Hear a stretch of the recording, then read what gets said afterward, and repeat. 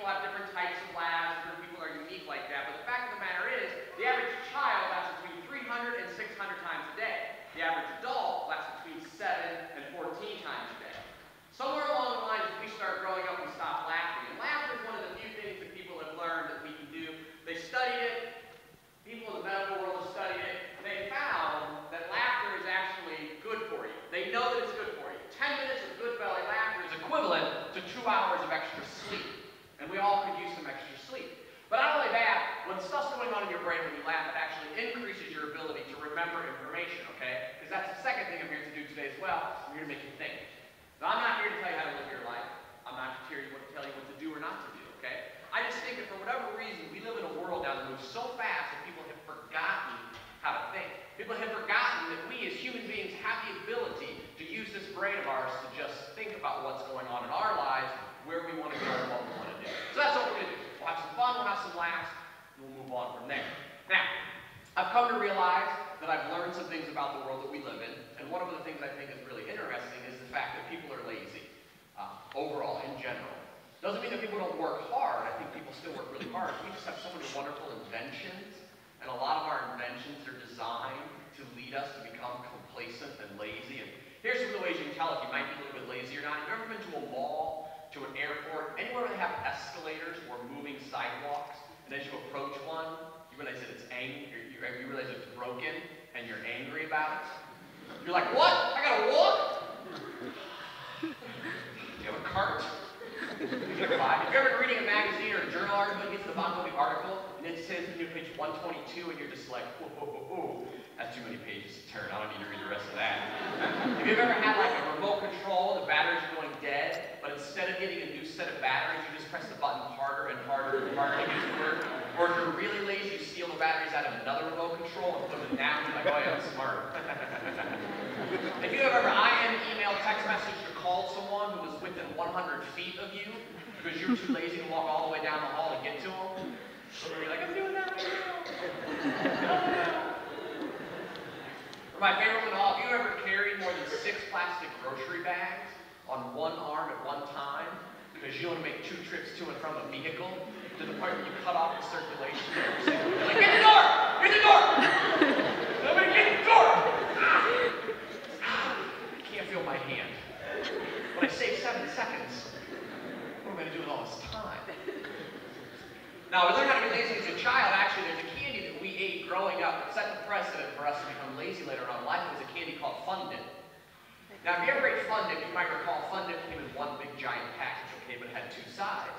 It had the sugary goodness side, and then it had this popsicle stick on steroid that you were supposed to lick, then dip into the sugar, and then lick that. So you would start doing that, and after about 30 seconds, you were just like, man, this is a lot of work. So you would just toss the stick aside, grab the whole thing, and just go, rah! Unless your parents were cheap like mine, they just gave you Kool-Aid and a spoon.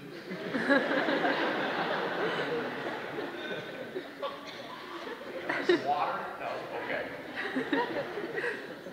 Nah, we learn how to be lazy as a child. I have some friends that have a theory that I think might be the most brilliant theory that I've ever heard. And what they call this theory is very simple, okay? What they call it is it's called the struggle bus theory. Now what the struggle bus theory is just this. No matter who you are, no matter where you come from, no matter what you do, there are occasionally going to be some days that you just can't get your brain functioning properly. Okay? When you wake up in the morning, it's like there's a fog over everything that you do. You go to open up a door, smack yourself in the forehead. Okay? You spend like 10 minutes looking for your keys, and then you realize that they're in your hand the entire time. Things like that. And they say those are the days that you are, quote unquote, riding a struggle bus. Fair enough. But they said the funny thing is the older you get, the more people you meet, you will soon start to learn that there are some people who have a permanent seat on the struggle bus. And I don't really think that was true until I met someone who definitely rides every day. I was eating at Subway. I ate at Subway a lot when I'm on the road because Jared and I were tight. And I don't know if you knew this or not, but apparently there's an overabundance of lettuce in the world. Yeah, we just have too much lettuce. But fortunately, Subway, as a company, has taken it upon themselves to rid us of this abundance of lettuce. Because if you ever go into a Subway and you ask for lettuce on your sub, they don't just like sprinkle some lettuce, they get like a shovel and start piling mounds and mounds of lettuce. So I always ask for the same thing, I always ask for light lettuce. So I go to the Subway one day and I'm talking to the sandwich artist across the counter, and I'm like, I would like like light lettuce, please. And this woman looks at me, doesn't even blink her eyes, and just goes, oh, I'm sorry, sir. We only have regular lettuce here.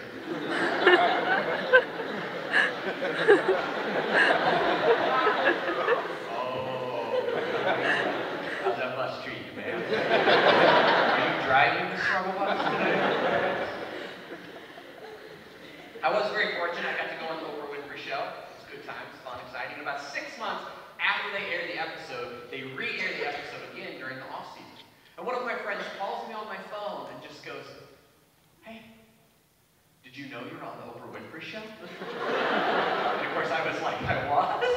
He's like, yeah, she interviewed you on everything. I was like, you're an idiot. But everybody rides a struggle bus once in a while, that's just part of life. But what's really kind of sad, what's really kind of unfortunate is to see the number of people who struggle with life every single day. Right now in our country, 1 in 5 Americans over the age of 18, 1 in 5, 20% of the population takes an antidepressant drug. 20% of the population needs a pill just to get through each and every day. And estimates are as high as 40 to 45% of people under the age of 18 could be clinically diagnosed as depressed. People are struggling just to get by every single day. And I think one of the biggest reasons that people struggle is because we have forgotten how to take a look at the world around us, understand the world around us, and accept that that's the way life is. We no longer can look at the world around us, think about it, understand it, and accept it as the way the world is. Instead, what we do in our minds, we think, well, I think the world should be this way. Well, I believe the world should be this way. Well, I want the world to be this way. And when reality doesn't match up with that, we struggle. Now, I'm not saying you can't work to strive to make your life better. You can't work to strive to make the world a better place. But you have to know where you're starting from. In fact, we have been brought up in this idealized society of fairness. This is one of my favorite words when I hear people say something that's not fair. Because the truth of the matter is, life isn't fair. It's never been fair, and it's never going to be fair. We don't have fair police. Nobody spends their entire life walking around making sure that everything's fair. We work to make things better, and we can always, and we should always work to make things better in the world around us, but that isn't necessarily going to relate to an actual better place. They do some experiments, very interesting. Let me ask you a question real quick. How many of you, if they would have been standing in the doors when you walked in, and somebody would have said, hey, would you like $2 for free? Would you like a couple dollar bills? Would you like $3 for free? How many of you would say, yeah, thanks, appreciate that? Of course you would. Everybody loves free money. You didn't have to do anything for it. You have no requirements, no attachments to that money whatsoever. Okay? You would love it. Great. So they do this experiment. They take people. Let's say we're all in one big room here. I divide half the room as group A, the other half of the room is group B. Everyone in group A will be paired up with someone in group B. Okay? Everyone in group A will be paired up with someone in group B. You're not going to know that person. You'll never have any talk with that person. You won't have any communication. It'll be completely and totally anonymous. And they say to everyone in group A, they say, all right, everyone in group A, you're going to get $10. You get to divide that $10 between yourself and somebody in group B, your partner that you do not know who it is in group B. You get to divide that money however you want. Everyone in group B, you're going to receive the offer from the person in group A. You have two choices. You can either accept the offer, at which point you both get the money, and you will be totally allowed to just go and spend it on yourself, whatever you want to do with it. Or you can reject the offer, which nobody gets any money. It's the end of the experiment. So now most people, let's imagine you're in group A. You get $10, you got to divide it between yourself and somebody else. What do you think most people do? $5. $5 for me, $5 for me, let's go get coffee. Great. Okay. Now some people in group A, they start to go, well, I'm doing all the work here. I mean, this is an extremely emotional, trying decision I have to make to divide this $10. So maybe I'll keep $6. Maybe I'll keep $7.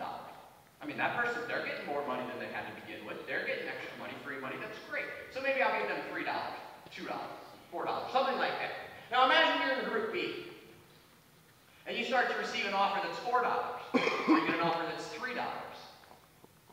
How many of you, and don't answer out loud, don't raise your hand, I don't necessarily want to see, just in your mind think, how many of you, knowing what you know now, would reject the offer that that person gave you?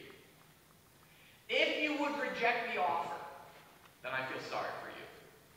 Because you are going to have a very difficult time being happy the rest of your life. You're willing to give up free money. You're willing to give up more money than you had to begin with for nothing whatsoever because you no longer can see what you have in front of you. Instead, all you can see is what somebody else has in front of them. And you say, oh, well, that's not fair. That's not a fair offer.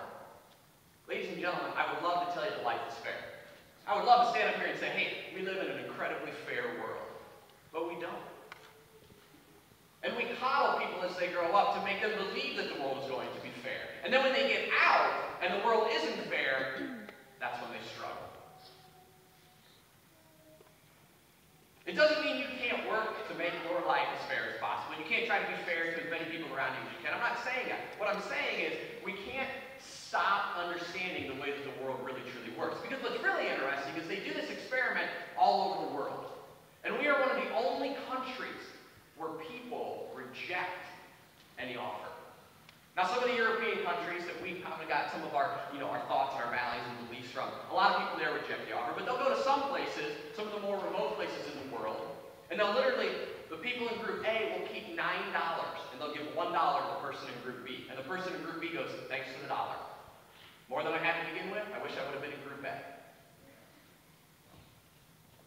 The title of this program is called Game Changers. If you play sports, which obviously if you're here you probably did, you always hear that word, game changer. We could sit here and give all sorts of examples of game changers. There was a day, long time ago, where every single golf club was made of wood. Then somebody said, hey, let's make a steel golf club. Maybe we can use the steel for the shed. And eventually that made its way, and it was a quote-unquote game changer. A couple of years ago during the Olympics, many of you might recall, there was a suit made by Speedo, in which over the course of a 2-year span, 97 world records were broken by swimmers wearing this suit. So much so that they actually banned the suit from competition. But it was, in all essence, a game changer. And the problem is as we go through life, there are very few things in life that are quote-unquote game changers. But there are a few. And they're oftentimes just little pieces of information, little pieces of understanding that will give you a different and almost times better outlook on the world around you. One of them is understanding that the world isn't fair. I wish it was fair. I really wish it was fair. But it's not fair. And I'm not telling you that to make you feel bad and to, be all depressed about the way the world's going to be when it gets out. But it's just to understand that that's the reality. And one of the other things that's so important about the world that we live in and understanding the way the world works is to understand that life has changed. That we live in a world that never stops changing. That we live in a world that's constantly moving all the time. Life is changing. Look at elementary school. Look at recess. You went outside for recess, you had your basic games, right? You had your foursquare, your dodgeball, your kickball. You had that giant metal slide. A metal slide. It got to 1,000 degrees in the sunshine. And you get a pair of shorts on, you get stuck about halfway down. You're like, ah! You always had one dumb kid that tried to run up the opposite direction. He always tripped and fell. He had a big skid mark down the middle of his face all summer long. You had these weird helicopters, motorcycles, or horses on a spring that you would just sit on and just go.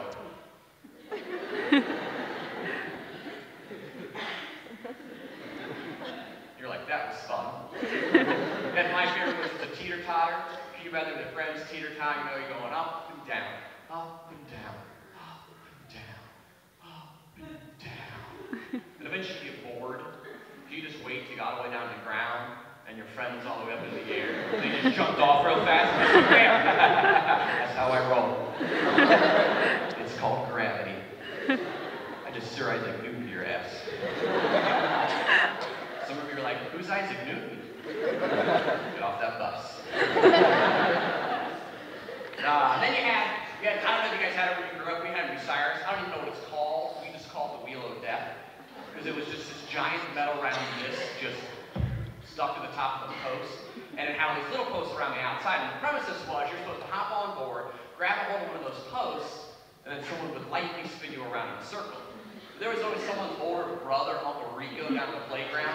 We'd get like a running start and just start whipping it around as fast as they could until pretty soon kids are shooting off in every direction. There's always some poor little first grader hanging on going, no! You always had blood from all the splotches of the kids that had died while they were riding on it. And then you had, if you couldn't go outside, you had to stay inside. You stayed inside and played a game. If it was too cold outside or raining outside, you stayed inside and played a game. A game that taught each and every one of us how to be a champion. Name of the game, Heads Up, 7-Up. If you cannot remember or do not recall how to play, allow me to explain and refresh your memory very quick. Everyone sat in the room with their heads down, eyes closed. Your eyes are supposed to be closed. There were 7 individuals who stood in front of the blackboard. They would each walk around the room, tap one person on the head. That person then raised his or her hand, put up their thumb, whatever, to acknowledge that they have been tapped. Those 7 individuals return to the front of the room, and those that have been tapped are supposed to stand up and figure out who tapped them on the head. People, you're in elementary school. Some days, you can't even tie your own shoes. But you're supposed to use modern psychology to deduct the reason who tapped you on the head? I don't think so. But everybody got it right. Why? Because everybody cheated. How did you cheat? You looked at their shoes. And the best is, you thought you were the only one doing it too. You're like, I am so smart. I'm a genius. We don't play those games anymore. New things take their place. Because as we grow older, as we grow, we change. Because life is changed. We are changing every single moment of every single day. You as an individual are not the same person right now as you were yesterday. You will not be the same person tomorrow as you are today because you are going to change. No matter what we do, we change. Change is constant. Socrates once said that perfection is constant change. The ability to recognize that the world is always moving, we are always changing. And instead of trying to hold on to things, you let go of things. Because that's one of the things about Game Changer. That's a life game changer right there. Understanding that life has changed. And recognizing that a lot of the things that we hold on to, we need to learn to let go of. Anytime in your life you find yourself upset about something, wanting something, desiring something, being anxious about something, pause for just a moment, okay? And ask yourself a very simple question. Just ask yourself, do I have any control over this? Do I have any control over it? And if you realize that you don't have any control over it, you got to let it go. I'm not saying you can't work to make it better. I'm not saying that you can't focus on trying to change that. But your first and foremost is letting it go. Because otherwise what you're going to do is you're going to cause yourself a lot of extra stress, a lot of extra anxiety, worrying about, freaking out about something you don't have any control over. And we all know people like this. We all have people in our lives that freak out over everything. We all have at least one person in our life that we avoid asking them at all costs how their day's going. Because you know you're going to get this long laundry list of things that don't mean anything in the real world, and that's all they focus on. And those people are thieves. Those people steal from you. They steal your time, they steal your energy, and they're no fun to be around. I spent many years working as a server in a restaurant, a couple of different restaurants. Where are my servers at? Anyone ever been a server in a restaurant? Beautiful. I think everyone should be required to work in a restaurant for at least 6 months of their life. A, because you gain an appreciation for the job, and B, because you start to realize that some of the things you ask for are not that big of a deal. For example, if you're the type of person that requires lemon in your water, go home. Why? Because I've never been to anyone's house in my life and they're like, hey Judson, would you like a glass of water? I would. Well, could you go cut some lemons up for me? No, but you go to restaurants and people are like, oh, I have to have lemon in my water. And I'd be like, well, it's called lemonade, cheapo, buy some. But you know, you just go, sure, have some lemonade. So a perfect example, though, of somebody not being able to let anything go. So this couple comes in one day. Very pretentious, very uppity. They thought and believed that they were better than everyone else in the whole restaurant. And people always ask me, how do I know this? Well, they're what we call snappers in the industry. They snapped every time they wanted something. Serve me. Ladies and gentlemen, if you learn anything in life at all, learn this. Okay? Never, ever snap at a server. Why? Because they're the last person to see your food before you get it. And those of you that have never worked in a restaurant are like, oh, do people really do stuff to food? And those of you that have are like, oh, I've heard stories or rumors, I don't know for a fact or anything. So this couple comes in, and fortunately, I was not the one waiting on them, okay? But my friend Sean was. Now my friend Sean, tall, dark-haired, glasses, intelligent, and actually a very patient person. But he's also one of those people that when his patience runs out, he goes from angel to devil instantly. And something finally happened to cause his patience to run out. So they get their food, and by this time they're bothering everyone in their entire section. They get their food, and Sean and I are standing across the restaurant working on our side work. And I wasn't right there, so I don't know exactly what happened, but they get their food, and apparently something is wrong with the gentleman's potato. Because he stands up and yells across the restaurant, Sir, I have a bad potato. Sir, I have a bad potato. My potato is bad. I have a bad potato. And I look at my friend Sean, and I just kind of see this glaze go over remember thinking to myself, this is going to be good. And so he calmly, completely under control, calmly approaches the table, stops, turns, picks up the potato and just goes, back potato, back potato, back potato. Puts the potato down and serve. That potato gives you any more trouble, you just let me know. Everyone in the restaurant's like, yeah! You got served, dude! Literally.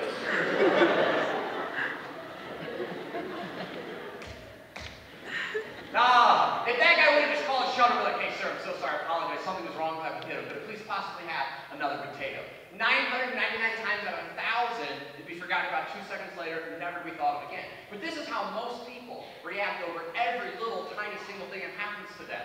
They get all bent out of shape, they start screaming, they get all focused. Ladies and gentlemen, life isn't perfect. No one's life is, okay? There are always going to be things happening to you in life that you're not going to be able to control.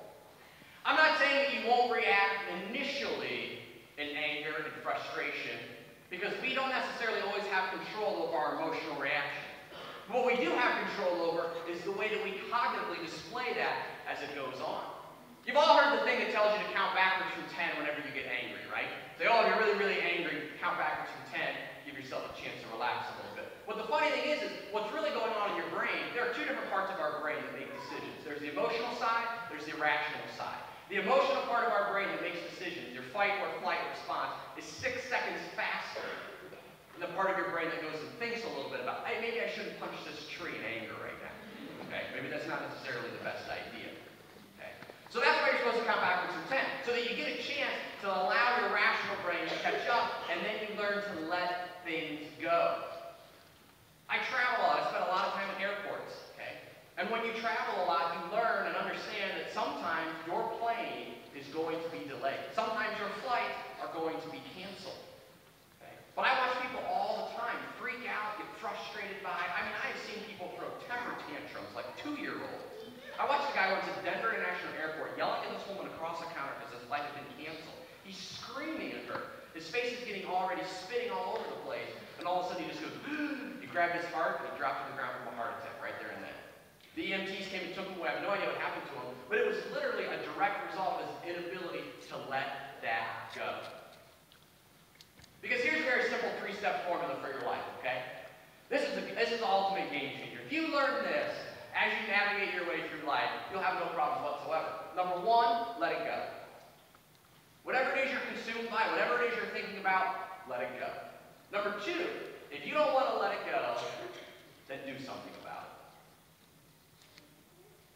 And number 3, if you don't want to let it go and you don't want to do anything about it, then shut up and go away. Because nobody wants to listen to you. If there's something in your life that you don't like, if there's something in your life that you want, first and foremost, let it go. And if you don't want to let it go because it is something that you really, really want, it's not just some petty little belief system that's based upon a world of material things that we are shoved down our throat every single day. The average American watches 40,000 commercials on TV every single year alone. Just on TV. And every single one of those commercials is basically designed to do one thing and one thing only. Get you to spend your money on something that you really probably don't need. Okay? It's not to say that there are many things that happen that are good, and let's not get into a discussion right down at the bottom. But overall, most of the things that we see in the world of advertisement are not for the betterment of ourselves or of our society. They're so somebody can make money. So first off, if there's something that you want, if there's something you're upset about, let it go. If you don't want to let it go, then do something about it. Now, we don't have enough time today for me to sit down with each and every one of you and figure out what it is you need to do about it. Okay, that's something you may have to figure out on your own. But if you don't want to let something go, then do something about it. And if you don't want to let something go and you don't want to do something about it, honestly, then just shut up and go away. Because we have way too many of those people in the world right now. That's what we see and what we hear every single day. We have never raised a statue of a critic. You've never said to somebody, hey, I think you are the greatest human being on this planet. What was it you did again for a living? Oh, that's right, you just criticized everything.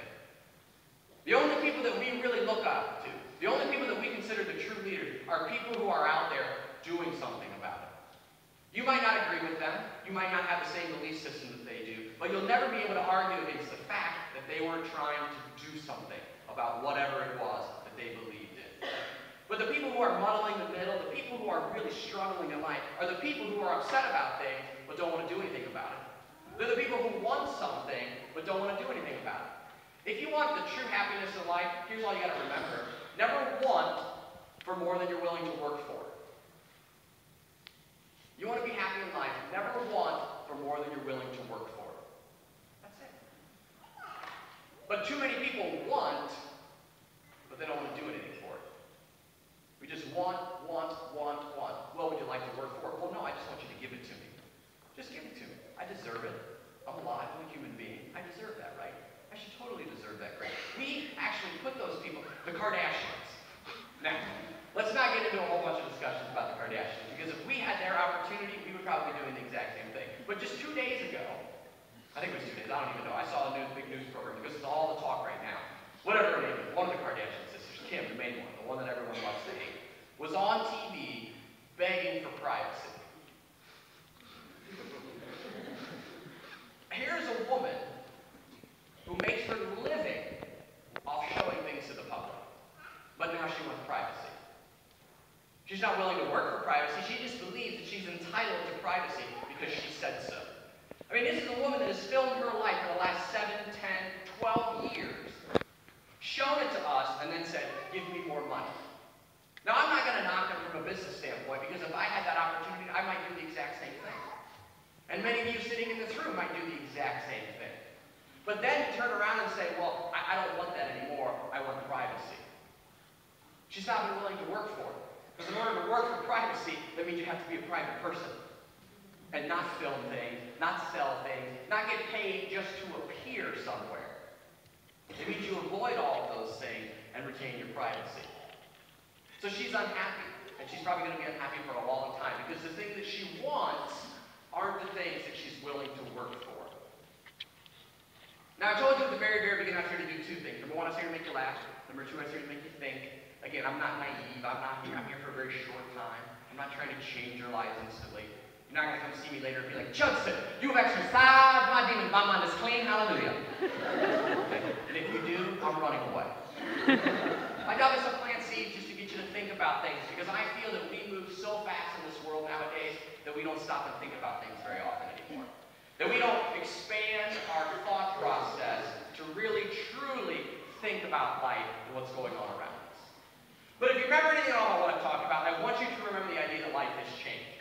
Because I believe when you accept that philosophy in life, you have a much easier way of letting things go. Because you can simply say, that happens, because life has changed. Things are always changing.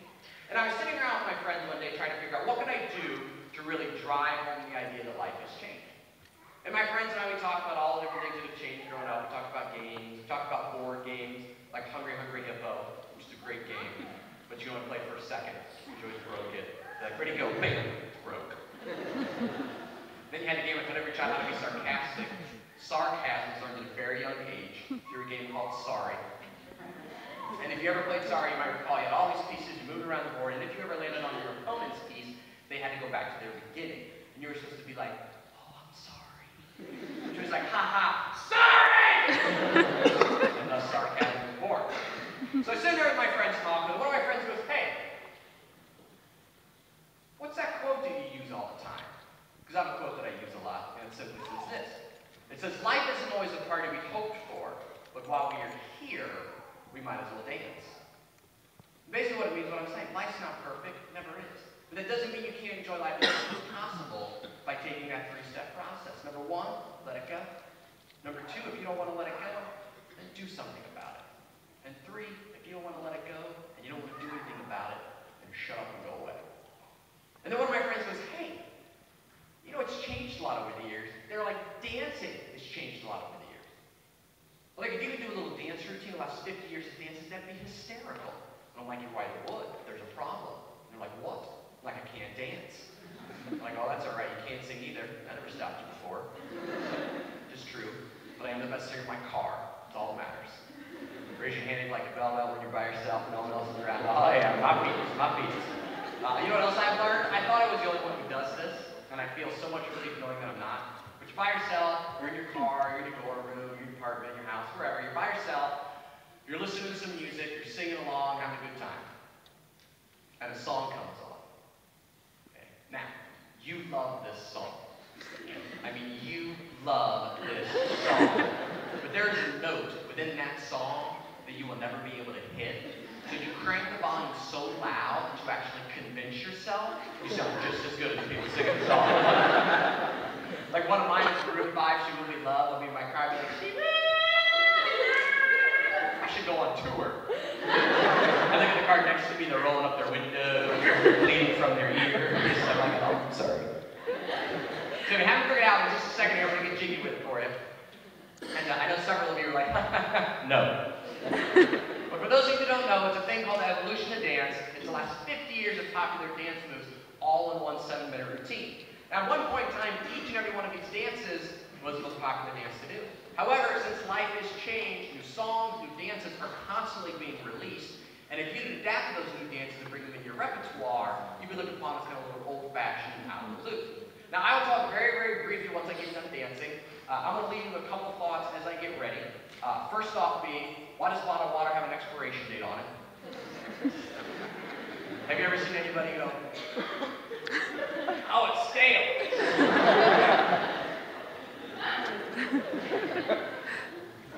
Secondly, why is it when you're talking to someone and they have to yawn, they'll try to hide it from you?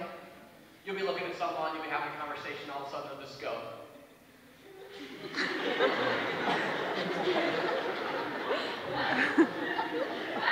Just yawn? What? No. Alright, I'm going to set this down real quick. I'm going to warm up.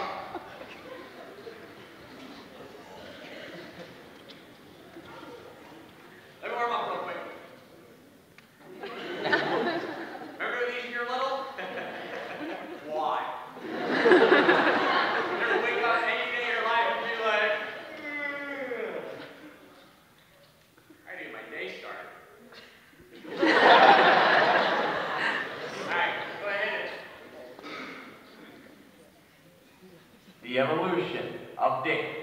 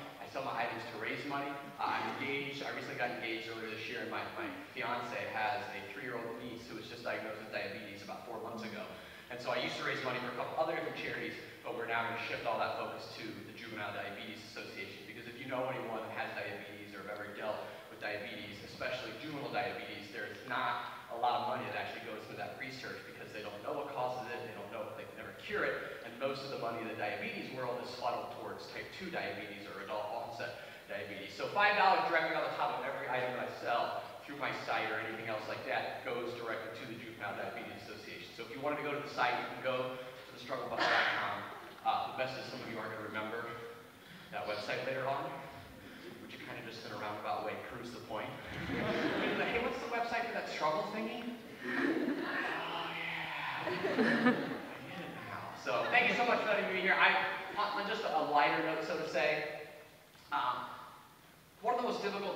life is to accept the fact that you might not become a professional athlete.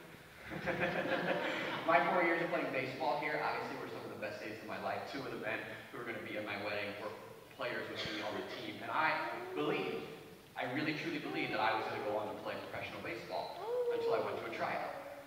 And then I went, I think I'm going to have to go in a different direction.